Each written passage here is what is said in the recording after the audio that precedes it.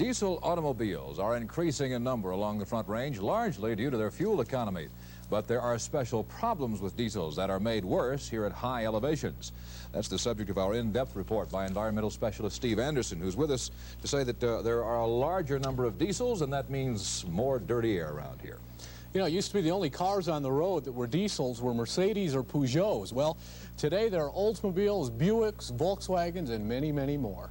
In fact, diesels now make up about 4% of new car sales in Denver, and it's estimated that by 1995, about 1 out of every 4 cars on the road will be diesel-powered.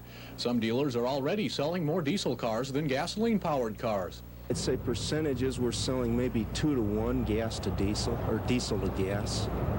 The problems with diesels is that they emit extremely high levels of particulates. In high-elevation cities like Denver, diesels emit about twice as many particulates as low-elevation cities. Although all cars give off some particulates, diesels give off from 30 to 100% more than their gasoline counterparts.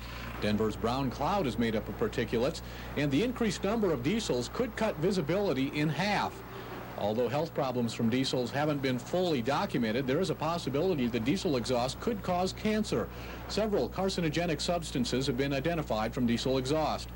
Also, the particulates that diesels emit are smaller than particulates from other sources.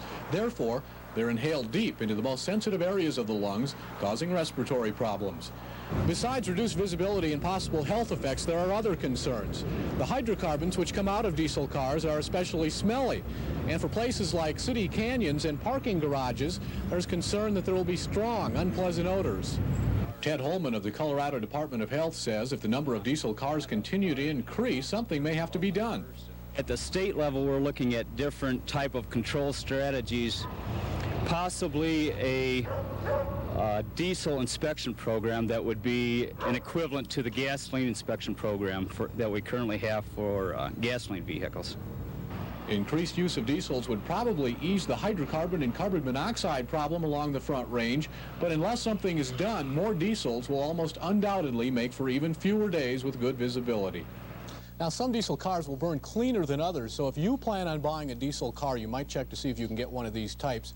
And turbo diesels are one type that burn a little cleaner than some of the others. And more efficient. Steve, how many diesel cars do they estimate that we have in the Denver area right now? Well, it appears that about 1% of all cars on the road are diesel at this time, but that compares with less than 0.5% prior to 1978, so you get a little idea of the growth rate. Oh, I think you mentioned it, but to re-emphasize it, of all the new cars sold, how many of them are diesel now? 4 out of 100. 4%. So they're catching up real fast. It's really a big thing.